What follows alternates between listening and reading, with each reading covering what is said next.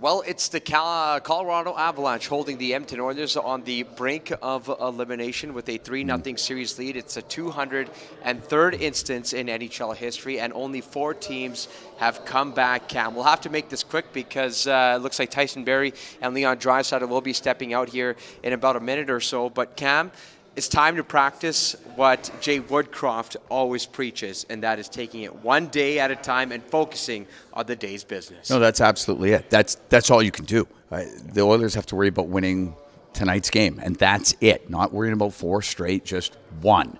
And it starts tonight. Hey, they were in a 2-2 game in the third period with Colorado last game. Hit a post. It goes down the other way. They get scored on. That was the difference. I mean, that's how close it is. The margin of error, it's wafer thin. So need a great effort tonight, obviously, and everything's on the line. It's going to make for a fun night. Let me ask you, I want to pick your brain a little bit because you played major junior. How hard is it to not look too far ahead and kind of get almost overwhelmed with the task at hand and focusing in on just today's business? No, because they've done this all season. They have. Since Jay Woodcroft and Dave Manson came in February, it's always been about one day at a time. And, previous to that, it absolutely could have been one day at a time as well. But I think because they've done it all year, to just focus on that one thing right now, I don't think is too difficult. All right, so last game, obviously that one goal that Mike Smith wanted back, that third one by JT Comfort, he'll be the first to admit that he wanted that back, but that wouldn't have been a 2-2 hockey game if it wasn't for the stellar play of Mike Smith. There were a lot of positives to build off of in Game 3, even if the result didn't go the Oilers' way. No, for sure. Edmonton was able to generate a little bit more, I thought, from the scoring area, which has been difficult in this series, and that is a credit to the Colorado Avalanche and their ability to keep everything to the outside. So Edmonton got a little bit more quality opportunities. They were, I thought, better in reducing odd man rushes and quality chances the other way. So yeah, lots of positives, and it came down to, a very, very short span that was the difference in that game. Yeah. I would expect it to be more of the same here tonight. When you see a Colorado Avalanche team that is so good at clogging up the middle, and they do it in a different way than the LA Kings. I mean, they attack with speed. Their transition game, arguably the best in the National Hockey League. What's the best way to counter that if you're Jay Woodcroft and the Oilers? Well, it's difficult, but puck management is absolutely paramount. You got to make sure you don't give it away. Well, puck management, one of the best players when the puck is on his stick is Leon Draisaitl. He's actually up at the Oilers podium here at Rogers Place alongside Tyson Barrie as their media availability begins right now. We can take questions for Tyson and Leon. We'll start second row on the left. Hey, Leon. When you look at the games in this series, and obviously you need a win tonight, is this just a matter of you guys need to execute better, or are there, some tactical changes that need to be sort of put into the lineup? How do you look at that balance? Well, there's obviously always adjustments that need to be made. I thought we played a good game the other night. The old saying of it's a game of inches, I think was the perfect saying there. I mean, we hit the post. 10 seconds later, it trickles through our goalie's pads, and it's 3-2, and you're chasing the game again. So those are the things, obviously, that suck. But we are in this situation. We are where we are, and we have to find a way to win one hockey game tonight, and that's where our focus is at. Tyson, how have you felt about the power play? Obviously, in a series that is going to be this tight, that kind of one goal either way can make a big difference. And I know it's hard. You don't have a lot of practice time necessarily to work on it. Not everyone's skating. So what have you seen out of it? And is it, just working on it in a playoff series can't be easy? Yeah, but I think at this point in the year, we're all pretty comfortable. I don't think you need to get your on-ice reps. I think it's just executing and then bearing down when you do get looks and chances. And, we had a good, I think Connor had a good look. They made a good save on him. Bush hit the post there. I think, we're creating some opportunities, and, we just got to get some of them to drop for us. Third row on the left, Mark. Tyson, I think we all kind of roll our eyes when you guys say we're just looking at one game at a time, one shift at a time, but how do you compartmentalize like that? How do you not look at the big picture, knowing the stakes of a series like this? Yeah, I guess I think we're the ones playing the game, right? So you guys can roll your eyes all you want with what we say. That's for you, but no, we're going to go, and I'm going to go have my pregame meal and prepare like I do for every game. And you don't play 3 in a row, you play, or 4 in a row, you play one at a time. So for us, it's just a simple fact of what we've been doing all year, and coming prepared tonight to win one game. And we know what we're up against, and it's if you look at the statistics, it's bleak, but the only way to do it is how we've been doing it all year, one game at a time. Stay on the left, Robbie. Hey, Leon. It's been a really hard-fought series, as all series are, and some stuff is right on the line, some stuff's over the line. The line's a little bit blurred. But at the end of it, everybody has a handshake and kind of lets it go. As players, is it understood that guys are just going hard because of what's at stake, or is some of this stuff taken personally? How do you view, some of the hard-edge stuff that's going on in the series? No, I don't think anything's ever taken personal. Both teams want to make it to the Stanley Cup Finals, and you do whatever it takes. Obviously there is situations where it's on the line or it's close, but that's the way hockey is being played. That's the way hockey has always been played. It's a tough game, so I don't think anyone takes anything ever personal. Second row on the left. Tyson, is it crazy to say you could kind of play looser tonight? Yeah, I don't think you want to. We have to play the best game we've played all year. We've got absolutely nothing to lose, nothing to save it for. I don't think loose is the right word, because these guys are, a team that can make you play if you're playing too loose and making mistakes. But yeah, we're backs against the wall. Good group of guys in there, and we'll be, we'll come out with everything we have tonight. Right side, Derek. Hey, Tyson. I just want to ask you, you play with two of the best players in the world, and and Connor, but when you look at Cale Makar and see what he's doing on the ice and go up against him, do you kind of admire that, or do you, what are your thoughts on what he's doing right now and just the way? Yeah, Cale's, he's an amazing player. I think since he came to the league, he's been exceptional, and what he did this year was it's amazing the way he's, creating offense and still playing defense. I think he's as good as they come on the back end, and the way he skates and moves the puck and shoots the puck, he's kind of got every tool. So he's a super impressive player, and we're going to have to slow him down tonight and try to get put some pressure on him. Left side, Jack. Tyson, does it matter at all within your playing career? You're talking about the big picture looking kind of bleak. Does it matter at all that within your playing career you've seen two teams rally from 3-0 down to win? You've seen two teams rally from 3-0 down to at least get it to Game 7. More recently, does that create any more hope within the group? Yeah, we haven't necessarily talked about it, but I mean, if there was no teams that had ever done it, it would probably feel a little bit bleaker. But no, I think it can be done, and you guys can roll your eyes all you want, but it's one game. We got to win one to get ourselves back, head to Denver. So it's just one game. That's all you can focus on. We can do a couple more questions. Back right, Tony. Leon, this isn't the first time you guys have been without an important piece coming into Game 4, but without Evander Kane today, how much have you seen throughout the season your teammates' ability to kind of step up when you guys have a key player missing? Yeah, we've done it all season. Next man up mentality. We got enough great players on our team, on our roster that can fill in and that will come in with energy and do a great job tonight. So I'm not too worried. Last question, third row on the left, Kristen. Tyson, you mentioned playing the team's best game tonight. I just wonder in the series so far, do you feel like you've seen enough of that best game from the group that you can kind of, pull from tonight? I don't think we've seen our best. No, I think we were good last game. I think it was one that we could have had. But no, I think there's been games throughout this playoffs and throughout the season where we really felt good about the way we played and how we played the full 60 minutes. And I don't think we've seen that yet out of us in this series at least. So we're going to try to find that tonight. Thanks, guys. Appreciate it. Thank you.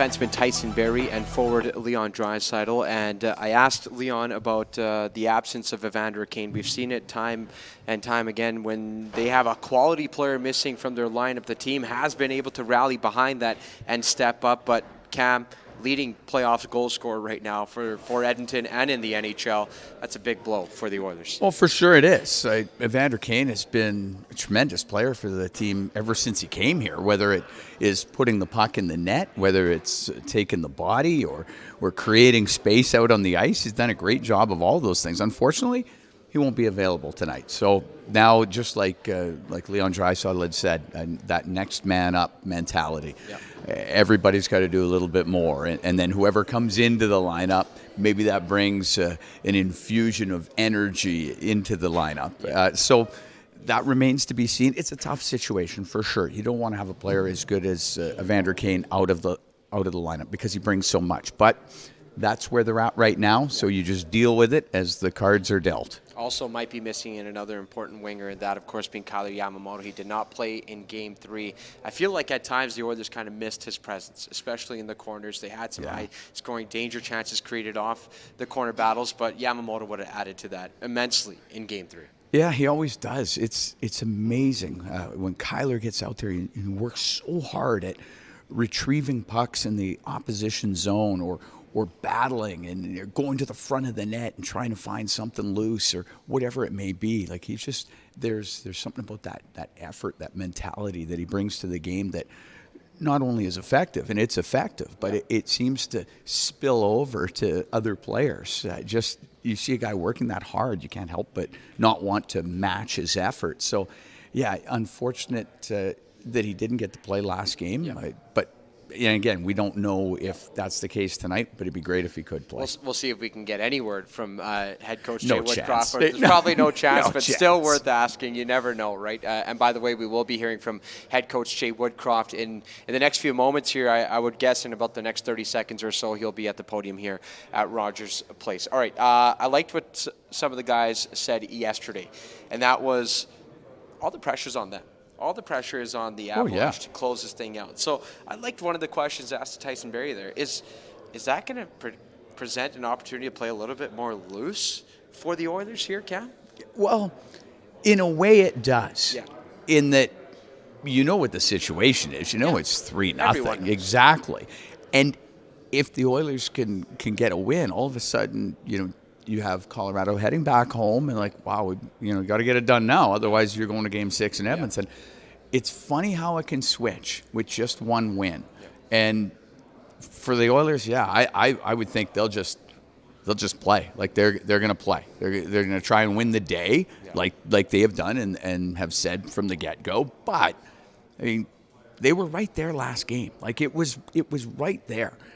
I would expect that. Yeah, it's going to be all-out effort, and like Tyson had just said, there's nothing to save it for. Yeah. Exactly. So just go out there and play and give it the best effort you can. However it goes, it's going to go. I love the reality of the situation that Tyson brought to that media availability. Look, it begins with my pregame meal, my pregame nap. Yeah, it's going to be it's the same. all the same routine. Yep. And you said that's kind of easy to do as a player.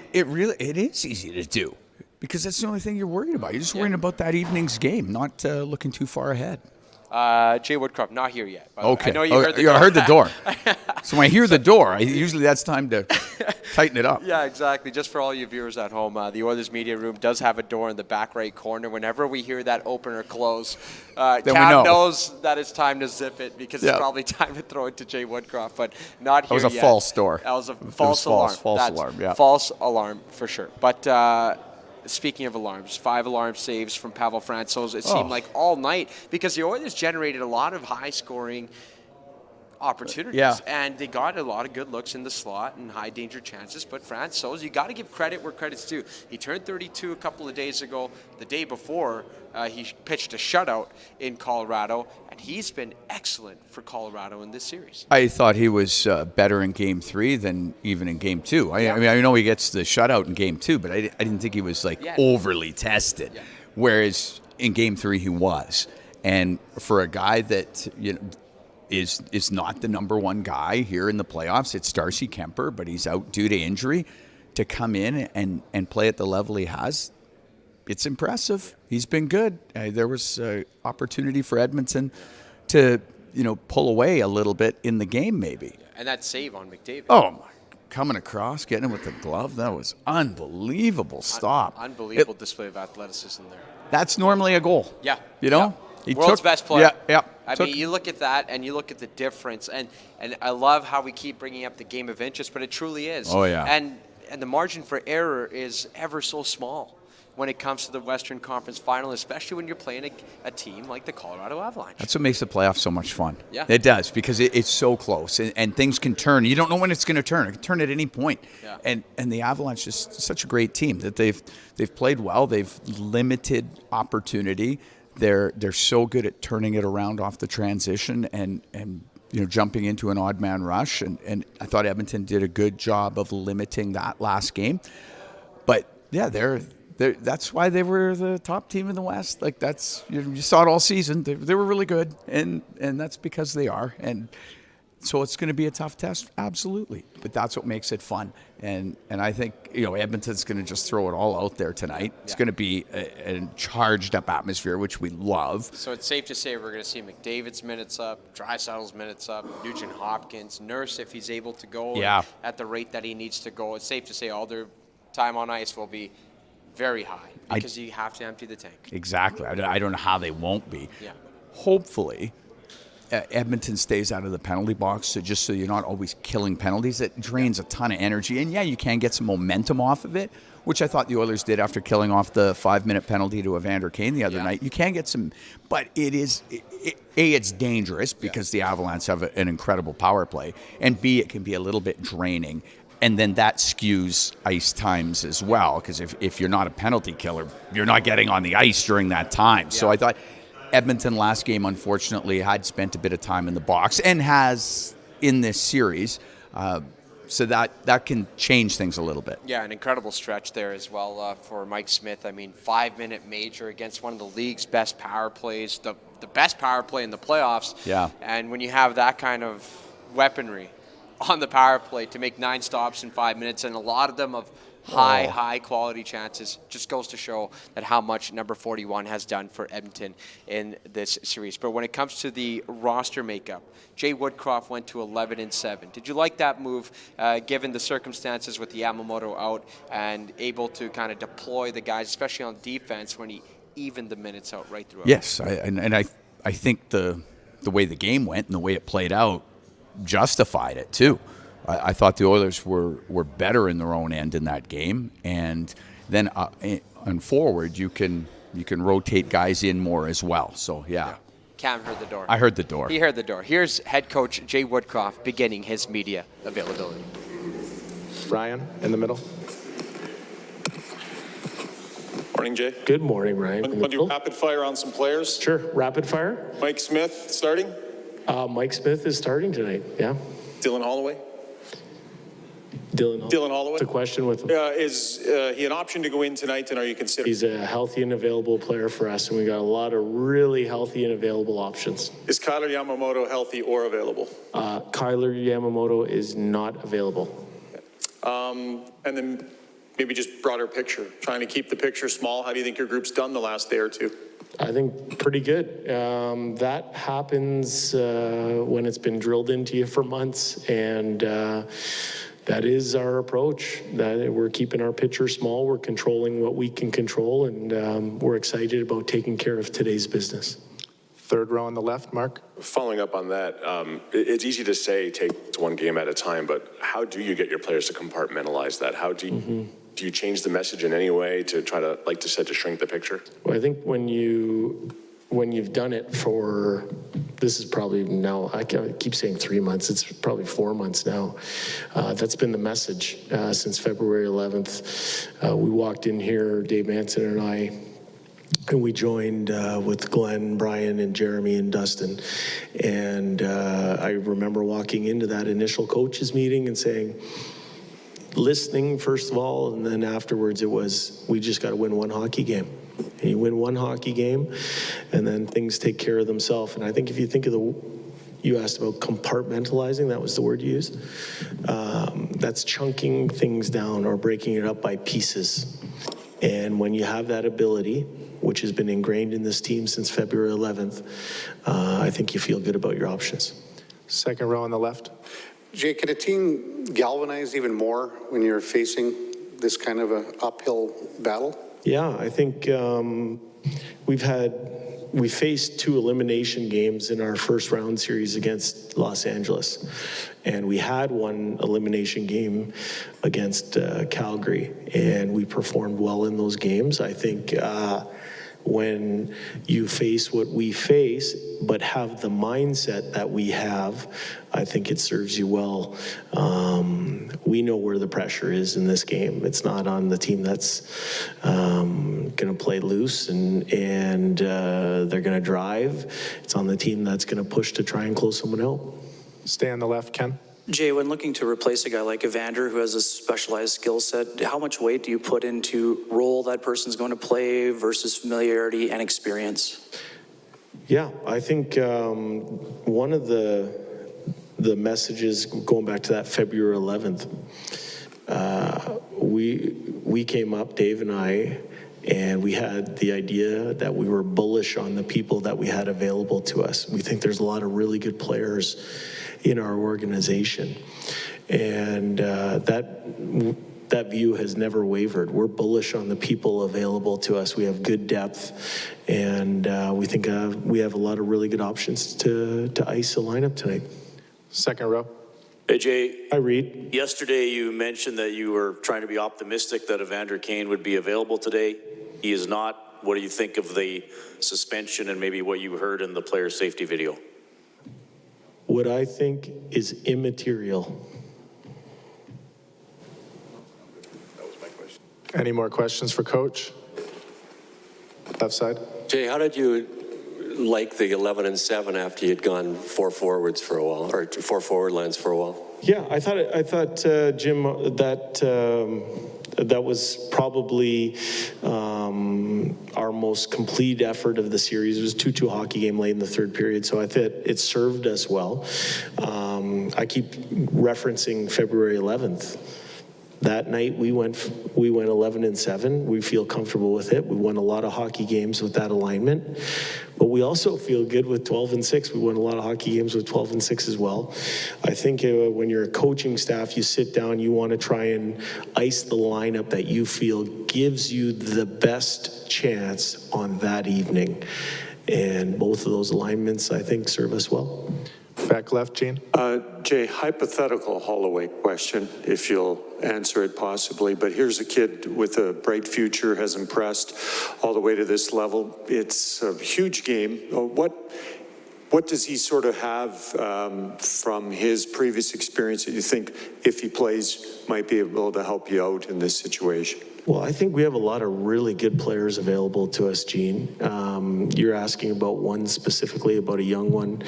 I think, Philip Broberg is a good example of a young player that has a lot to offer, and he's healthy and available to us. Dylan Holloway is healthy and available to us.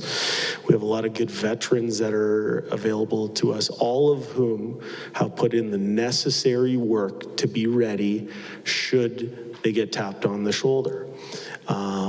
What I like about that group, I've used the term that we're bullish on them, but they're a group of great teammates. They're as happy when the team wins if they're not in the lineup as if they were in the lineup. We got a lot of really good people to choose from. We're going to make the right choice tonight. Any more questions for Coach? Thanks, guys. Thanks. And there was Oilers head coach Jay Woodcroft, and that's going to do it for us and the media availabilities here at Rogers Place. This is the 203rd instance that a team has fallen 0-3 in the Stanley Cup playoffs, I should say. And the Oilers look to become the 5th team to come back, but it all begins tonight in Game 4. Again, no Evander Kane. He was suspended 1 game for that hit from behind on Nazem Kadri, and no Kyler Yamamoto, as confirmed from head coach Jay Woodcroft. No other lineup notes. It was an optional skate here tonight, so we will see at warm-up what the lineup may potentially look like. We have seen smoke screens before from Jay Woodcroft. I won't be surprised if he does it once again on the brink of elimination. All right, that's going to do it for us here for the Oilers TV live pregame show. Thanks for joining us this morning, and we'll see you post-game here tonight after Game 4.